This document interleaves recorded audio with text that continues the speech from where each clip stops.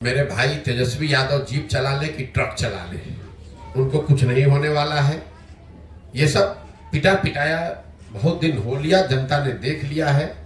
अब जो अपना समीकरण वगैरह है उसी के आधार पर बाबूजी का दल है, लालू जी का, उनका नाम है कुछ, उस समाज के कुछ लोग जुड़े हुए हैं, उसके आधार पर अपना दुकान चला रहे हैं। उनको कुछ दिन और चलाने दीजिए, वो जीप चला ले, ट्रैक्टर चला ले, हेलीकॉप्टर चला ले, होना कुछ नहीं।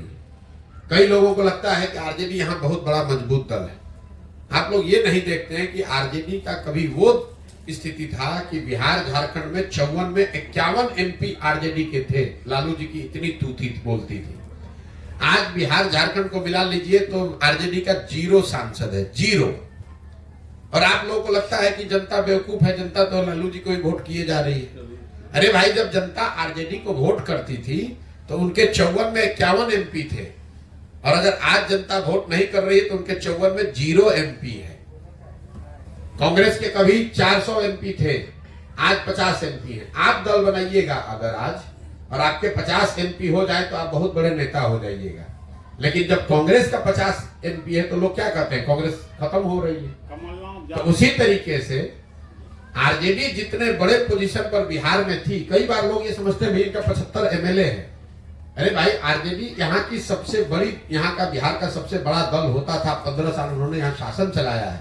वहां से घटते घटते अगर आप 74-75 पर आ गए हैं तो आप ढलान पर हैं, आप नीचे आ रहे हैं, आप बढ़ नहीं रहे हैं। इस बात को आप समझिए, इस बात को आप समझिए। नीतीश कुमार कभी 117 विधायक के पार्टी के नेता थे, आज 42 विधायक के एमपी के पार्टी एमएलए के नेता हैं। तो वो घट रहे हैं, बढ़ नहीं रहे हैं। हाँ, ये जरूर है कि अभी भी 42 विधायक है, लेकिन वो ढलान पर है, चढ़ान पर नहीं है। बहुत बहुत धन्यवाद।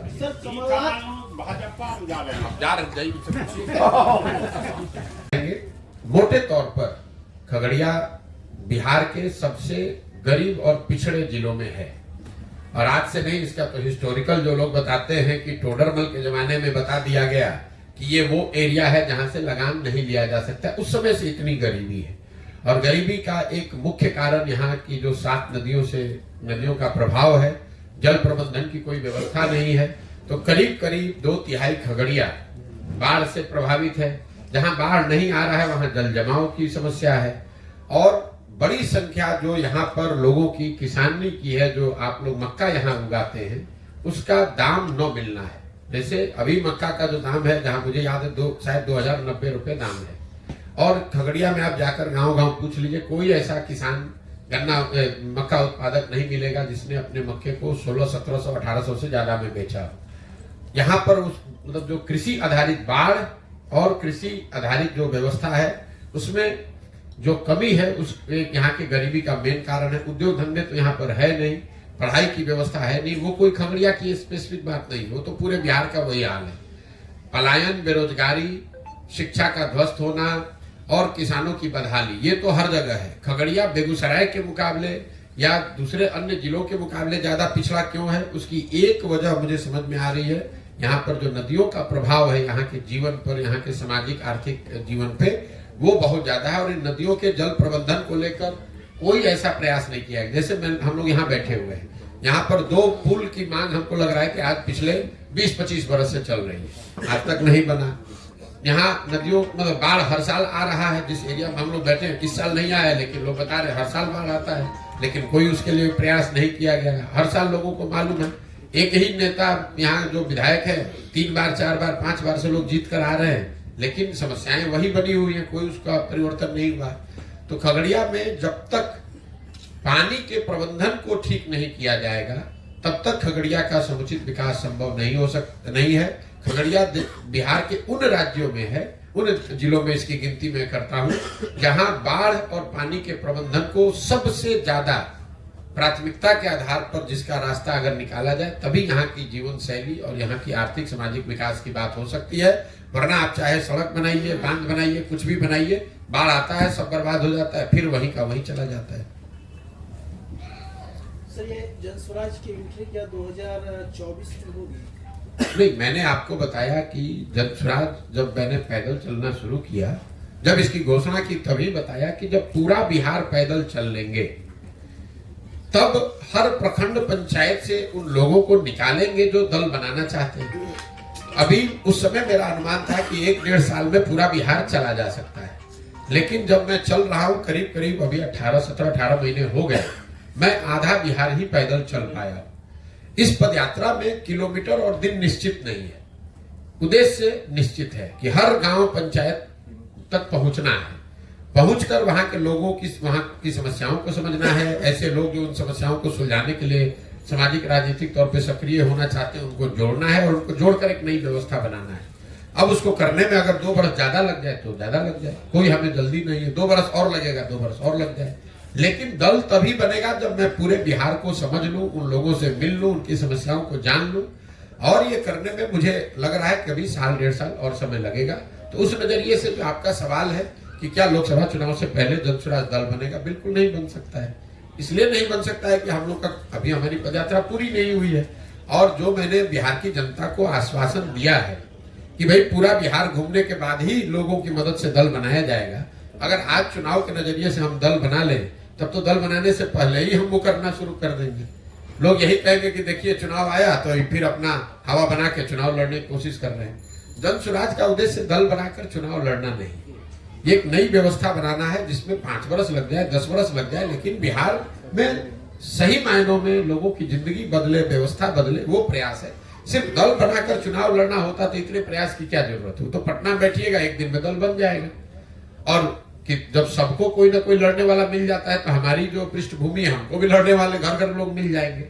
वो प्रयास नहीं है। प्रयास जो मैंने आपको बताया, पहले समाज को तैयार करना, उसी समाज से ऐसे लोगों को ढूंढ कर निकालना जो एक नई राजनीतिक दल व्यवस्था बनाना चाहते हैं, और साथ साथ जमीनी हकीकत को समझकर एक योजना बनाना, ताकि कल अच्छे लोग चुनकर आए तो उनको मालूम हो कि खगड़िया को सुधारने के लिए करना क्या है, बेलदौर में क्या करना है, परबत्ता में क्या करना है।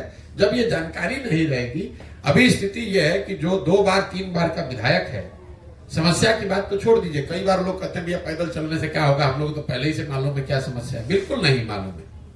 मैं आपको दावा कर रहा हूं कैमरे पर, जो भी आपके यहाँ खगड़िया जिला में विधायक है 2 बार 3 बार से, उसको आप कैमरे पर बैठा दीजिए और बोलिए कि बिना कागज देखे हुए अगर अपने पंचायतों का नाम बता दे तो आप जो कहिएगा मैं मान लूंगा।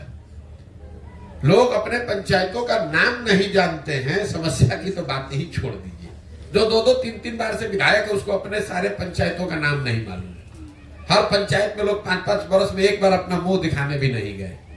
तो लोगों की जो जमीन पर समस्या है, उसको जब तक नहीं जुड़ा जाएगा, उसको समझा नहीं जाएगा, तब तक उसका सुधार संभव नहीं है। बिहार की राजनीति में जो जाति का महाजाल है, तरह से देखा जाए तो प्रशांत किशोर अपने आप को कहाँ पाते हैं? प्रशांत किशोर को इसमें कहीं अपने आप को पाने की जरूरत नहीं है। ये आपके दिमाग का भ्रम है। आप कितने दिन से पत्रकारिता करते हैं हम नहीं जानते हैं, लेकिन एक बिहार में ये भ्रम फैला दिया गया है कि बिहार का हर व्यक्ति जाति पर ही वोट देता है। अब आपने ये कहा कि बिहार में जातियों का महाजाल है, तो मैंने पूरे देश में काम किया है। सुन लीजिए, हाँ, राजनीति के हिसाब से ही बोल रहे हैं। हमने पूरे देश में काम किया है। कोई राज्य हमको देश में नहीं मिला जहां जातियों का प्रभाव न हो। कर्नाटक में भी वोकालिगा और लिंगायत की बात आप रोज सुनते हैं। गुजरात में भी जातियों की बात होती है, आंध्र प्रदेश में भी जातियों की बात हो रही है, महाराष्ट्र में भी जाति की बात हो रही है। लेकिन आपको हमको ये समझ में नहीं आता है, चूंकि हम लोग पिछड़े और गरीब राज्य हैं, तो आप पर यह तोहमत लगा दिया गया है कि बिहार इसलिए पिछड़ा है क्योंकि यहाँ पर सब लोग जाति की ही बात करते हैं। और आपको हमको जाने अनजाने ये समझ में नहीं आ रहा है कि आप अपने मुंह में कीचड़ लगा रहे हैं, बिना इस चीज को समझे हुए ये बता रहे हैं जैसे कि पूरे देश में जाति नहीं है, बिहार में ही जाति है। अब मैं आपको इसका सटीक एक उदाहरण दे देता हूँ। आप यहाँ पत्रकार हैं, राजनीति को कवर करते हैं। बिहार में मोदी जी को, भाजपा को वोट पड़ता है कि नहीं पड़ता है? पड़ता है। जब आप जाकर पूछेंगे कि वोट कैसे ये सांसद जीता है, तो लोग बताते हैं कि अरे सांसद को कहाँ वोट पड़ा, तो मोदी जी के नाम पर सब वोट पड़ा है। तो अगर बिहार में हर व्यक्ति जाति पर ही वोट दे रहा है, तो मोदी जी के जाति का तो आदमी बिहार में रहता नहीं है, तो वो मोदी जी को वोट कैसे दे रहा है? अभी तो आपने कहा कि भाई हर आदमी जाति पर ही वोट दे रहा है, तो मोदी जी के जाति के कितने लोग बिहार में रहते हैं ये आप हमको समझा दीजिए। तब आप तुरंत कहिएगा भैया वो तो हिंदू मुस्लिम के नाम पे देता है। हिंदू मुस्लिम के नाम पे दे रहा है, लेकिन जाति के नाम पे तो नहीं दे रहा है। कई जाति समूह के लोग भाजपा को, मोदी जी को किसी दूसरे मुद्दे पर वोट देते हैं, जाति पर नहीं देते। इसका दूसरा पक्ष देख लीजिए, बिहार में 18% मुसलमान रहता है, वो आरजेडी को वोट देता है, लालटेन को वोट देता है, वो लालू जी के जाति का तो नहीं है, तो मुसलमान आरजेडी को क्यों वोट देता है? वो वोट इसलिए देता है क्योंकि वो भाजपा को दे नहीं सकता है और सामने उसके पास कोई विकल्प नहीं, इसलिए लालटेन को वोट देता है, वो जाति के लिए वोट नहीं देता है। बिहार में 50% से ज्यादा ऐसे लोग हैं जो जाति के आधार पर वोट नहीं करते। ये आप भ्रम मत पालिए, तो ये लोगों के दिमाग में बैठा दिया गया कि भैया जाति पर सब वोट होता है, जाति पर ही सब वोट होता है। जाति भी एक महत्वपूर्ण पहलू है, ऐसा नहीं है कि जाति की महत्ता नहीं है, लेकिन जाति भी एक विषय है। सिर्फ जाति के आधार पर 100 में 100% वोट पड़ता तो जो भी जाति का आदमी एक बार जीत गया वो कभी चुनाव ही नहीं हारता। उस जाति के लोग वो विधानसभा, पंचायत, प्रखंड छोड़कर चले थोड़ी ना गए हैं। जितने मान लीजिए कि कुशवाहा समाज के जितने आज लोग हैं, 10 वर्ष के बाद भी करीब करीब उतने ही लोग रहेंगे। तो फिर एक बार कुशवाहा कोई जीतता है, कोई हार कैसे जाता है? इतना आसान नहीं है जितना आप समझते हैं कि सब जाति पर ही वोट देता है। समाज में इस बात की समझ है, उसको अगर कोई बेहतर विकल्प दिखेगा, विश्वसनीय व्यक्ति, विश्वसनीय चेहरा, विचारधारा, दल दिखेगा, तो समाज में ये ताकत है, समझ है, वो जातियों से ऊपर उठकर पीछे वोट करता रहा है और आगे भी करेगा, चिंता मत कीजिए।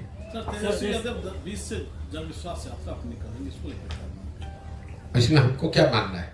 अभी सत्ता में बैठे हुए थे तो यहाँ हम लोग कहते हैं कि नीतीश कुमार पलटू मार है, लेकिन नीतीश जी को हम सब लोगों को एक बात की शाबाशी देनी चाहिए कि नीतीश कुमार इतनी बार पलटे कि पलट पलट के उन्होंने सारे दलों को पलटू मार बना दिया।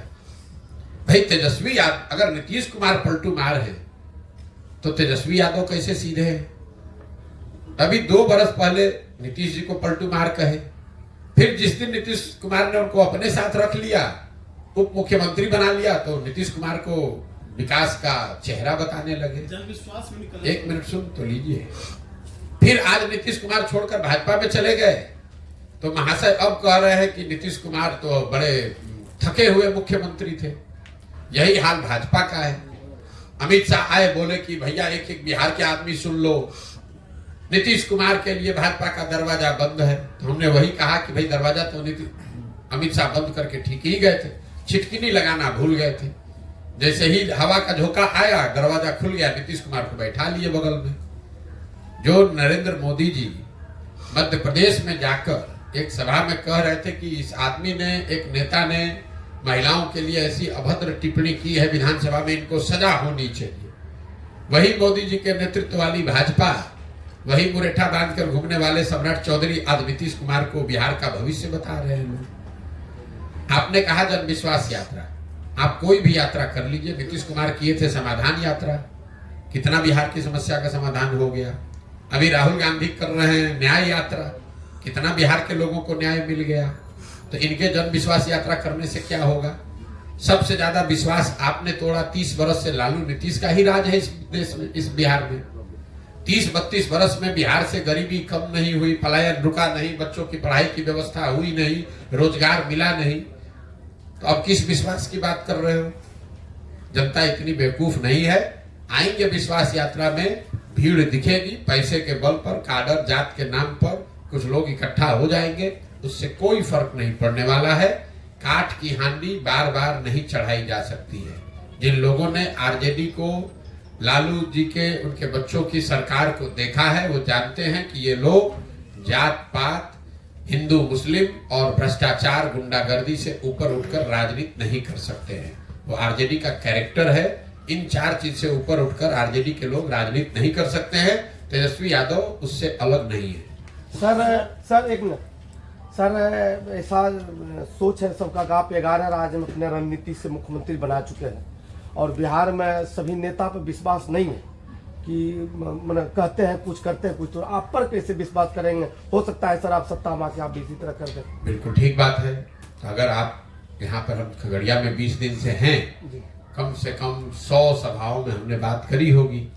किसी सभा में दिखा दीजिए जहां हमने किसी को कहा हो कि भैया हम पर भरोसा करके हमको वोट दो, हम आएंगे तो तुम्हारा जीवन सुधार देंगे। हम सभा की शुरुआत ही करते हैं इस बात से कि भैया मेरी बात पर तो भरोसा करना नहीं, क्योंकि जैसे पहले के लोगों ने ठगा है, हम पर भरोसा करके हमको वोट दोगे, हम भी तुमको ठग सकते हैं। तुम खुद समझो, तुम अपने बच्चों के बारे में सोचो, तुम अपने बच्चों की चिंता करो, अपने बच्चों की भलाई के लिए वोट करो।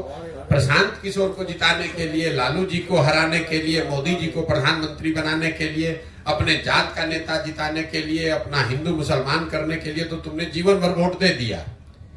पूरे अभियान में हम एक ही पंक्ति बता रहे हैं कि एक बार जीवन में अपने बच्चों के लिए वोट दे दो, देश के लिए नहीं, राज्य के लिए नहीं, जात के लिए नहीं, नेता के लिए नहीं, मोदी लालू नीतीश प्रशांत किशोर के लिए नहीं, वोट एक बार अपने बच्चों के लिए दो।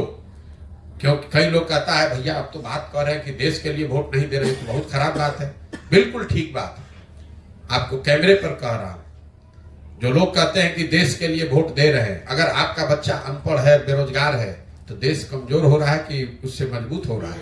अगर पूरा बिहार का बच्चा अनपढ़ और गरीब है, बेरोजगार है, तो उससे देश मजबूत हो रहा है कि देश कमजोर हो रहा है? देश में प्रति व्यक्ति आए हैं 1,35,000, बिहार में प्रति व्यक्ति आए हैं 34,000 रुपया। अगर बिहार में बच्चों की आमदनी बढ़ेगी, यहाँ रोजगार आएगा, तो उससे देश उससे मजबूत होगा। अगर पूरा बिहार का आदमी गरीब रह जाएगा तो उससे देश भी नीचे आएगा, क्योंकि पूरे देश की 10% आबादी बिहार की है। इसलिए हम कह रहे हैं, डंके की चोट पर कह रहे हैं कि बिहार के लोगों के लिए समय है जब देश, राज्य, विचारधारा, जाति, नेता सबको छोड़कर एक बार अपने बच्चों की चिंता कीजिए। देश आगे बढ़ रहा है। इसी देश में बुलेट ट्रेन 1 लाख करोड़ का बन रहा है, खगड़िया में पैसेंजर ट्रेन भी नहीं चल रहा है। इसी देश में बिलियंस ऑफ डॉलर्स का इन्वेस्टमेंट आ रहा है, फैक्ट्रियां लग रही हैं। खगड़िया में आज भी लोग, खगड़िया, बेगूसराय में, मधुबनी, सीतामढ़ी में आज भी लोग 1960-70 के जमाने में जी रहे हैं। आज भी आपके हमारे बच्चों को मजदूरी करने के लिए कर्नाटक, बंगलोर, तमिलनाडु, गुजरात, महाराष्ट्र जाना पड़ रहा है। तो देश की तरक्की होगी, वो ठीक है, हो रही है, नहीं हो रही वो अलग विवाद है, लेकिन इस बात पर कोई विवाद नहीं है कि बिहार में कोई तरक्की नहीं हो रही है। और देश की तरक्की से बिहार और बिहार के लोगों का कोई फायदा नहीं है, चाहे वहां देश में कांग्रेस की सरकार रहे कि मोदी जी की सरकार रहे। बिहार के बच्चों के लिए पढ़ाई, रोजगार न पहले था न अब है। इसलिए आपको, हमको पहले अपने बच्चों की चिंता करनी है। जो व्यक्ति अपने बच्चों की चिंता नहीं कर सकता है, वो समाज, राज्य, देश की चिंता क्या करेगा? सर, जन स्वराज का जिला में जो संगठन आप कर रहे हैं, कब से कर रहे हैं, कब, माने कैसे? नहीं, जो मैंने आपको बताया, पदयात्रा के दौरान जो लोग मिलते हैं, जो इस विचारधारा को सुनकर, समझकर तय करते हैं कि भैया अब हम लोग को जन स्वराज से जुड़ना है, एक नया दल बनाने में कंधा लगाना है, ऐसे हजारों लोगों को एक साथ इकट्ठा करके पदयात्रा जब हम खत्म करेंगे तो वो संगठन बनाकर पब्लिकली जारी करेंगे। आप भी देख पाइएगा, जिले के स्तर पर 250 लोग, अनुमंडल के स्तर पर 50, प्रखंड के स्तर पर 200 और पंचायत के स्तर पर 50 लोगों की पहली कार्यवाहक समिति जारी की जाएगी। वही लोग मिलकर जन स्वराज की सोच को आगे घर घर पहुंचाने का जिम्मा लेंगे और इस चीज को आगे बढ़ाएंगे। सर, जिस तरह से आपने कहा, क्या है सर यूथ क्लब? अभी बता तो दिया यूथ क्लब क्या है, मैंने पहले ही सारा समझाया। यूथ क्लब बिहार में 1 लाख बच्चों को जो अपने लिए सामाजिक, राजनीतिक पहचान बनाना चाहते हैं, आने वाले समय में राजनीति करना चाहते हैं, उनके लिए प्रशिक्षण, संसाधन की व्यवस्था है, ताकि वो लोग जिनके बाबूजी, जिनके घर वाले बड़े लोग नहीं है, राजनीति से जुड़े हुए लोग नहीं है, लेकिन ऐसे बच्चे जिनमें काबिलियत है, क्षमता है, ऐसे बच्चों को राजनीति में लाकर उनको प्रशिक्षित किया जाए और उनको ये अवसर दिया जाए कि कल होकर अगर उनमें क्षमता है तो आकर वो राजनीति कर सके। सर, एक सवाल है सर कि जन स्वराज आने वाले समय में जो कह रहे हैं कि हम पंचायत में मुखिया हो या प्रमुख हो या विधायक के इलेक्शन लड़े, मैं उसको साथ दूंगा या मतलब उसको सहयोग करूंगा, क्या आने वाले समय में वैसे व्यक्ति को तो नहीं देगी जो जदयू में है या राजद में है या जो बीजेपी में, जो भ्रष्टाचार में? जन स्वराज का जो स्लोगन है वो है सही लोग जी। अब सही कौन है कौन नहीं है, इसके लिए कोई पैमाना, कोई यंत्र हमारे पास नहीं है। सही वो है जिसको समाज सही मानता है। इसीलिए इतना लंबा समय समाज में बिता रहे हैं, गांव में जाकर, पंचायतों में जाकर पता कर रहे हैं कि कौन, किसको लोग अच्छा सही मानते हैं। वो मजबूत हो न हो, वो जदयू में हो, लेफ्ट में हो, आरजेडी में हो, भाजपा में हो, इससे मतलब नहीं है। राजनीति में है नहीं, इससे मतलब नहीं है। जिसको भी समाज अच्छा सही मानता है, उस आदमी को जाकर ये हाथ जोड़ना, समझाना कि भाई आप आइए, खाली बैठकर घर में बात करने से नहीं होगा। अगर बिहार में आप सुधार करना चाहते हैं तो इसमें कंधा लगाइए, पैसे का, जाति का, व्यवस्था का चिंता छोड़ दीजिए। आप जुड़िए जन स्वराज से, आपकी मदद की जाएगी। आप सब लोग मिलकर जुड़कर प्रयास करेंगे तो बिहार में बेहतर विकल्प बन सकता है। नहीं कीजिएगा तो जैसे चल रहा है वैसे चलता रहेगा। सर, जिस तरह से आपने कहा कि पिछले 30 वर्षों से लगातार 1200 ही परिवार के जो लोग नेता बने, MP MLA बने, क्या आगे आपका जो ये मुहिम है 1 लाख लोगों को जोड़ने का, उसको प्रशिक्षण दीजिए, क्या उसको मौका मिलेगा युवा वर्ग को? फिर वही बात है मेरे भाई, 1250 लोग सांसद विधायक की बात करें, उसके लिए जन स्वराज एक नया दल, नया विकल्प बनाने का प्रक्रिया चल रही है। क्लब 1 लाख उन बच्चों को तैयार करने की बात है जो अभी राजनीति में सक्रिय नहीं है। ऐसे बच्चे जो 2 साल, 4 साल, 5 साल, 10 साल मेहनत करके सामाजिक राजनीतिक पहचान बनाएंगे। ऐसा तो है नहीं कि आप गांव में बैठे हैं, जन स्वराज में आइएगा कल विधायक बन जाइएगा। लेकिन आप गांव में हैं, आप शुरुआत करेंगे, वार्ड सदस्य बनिएगा, मुखिया बनिएगा, प्रमुख बनिएगा, 10 साल अपनी छवि बनाइएगा, लोग आपको जानेंगे, तो आपकी उस यात्रा में जन स्वराज आपकी मदद करेगा, प्रशिक्षण के तौर पर और संसाधन व्यवस्था के तौर पर। लेकिन काम करने की जिम्मेवारी तो उस बच्चे की है जो इसको करना चाहता है। और आप पत्रकार बने हैं, एक दिन में तो पत्रकार नहीं बने हैं। आप डॉक्टर बनते हैं, एक दिन में डॉक्टर नहीं बनते हैं। 8 साल, 10 साल पढ़ाई करते हैं तब डॉक्टर बनते हैं। तो अगर आप डॉक्टर, इंजीनियर, पत्रकार, वकील एक दिन में नहीं बन सकते हैं तो विधायक, सांसद एक दिन में कैसे बनिएगा? वो बनने के लिए भी आपको 8 साल, 10 साल, 15 साल मेहनत करनी पड़ेगी। हाँ, ये जरूर है कि जन स्वराज से अगर आप जुड़कर ये कर रहे हैं तो आपको हाथ पकड़कर आगे बढ़ाने वाला, समझाने वाला, सिखाने वाला जन स्वराज की ओर से कोई रहेगा। काम करना, प्रयास करना, सफलता मिलना न मिलना वो आपकी क्षमता और आपके कार्य पर आधारित है।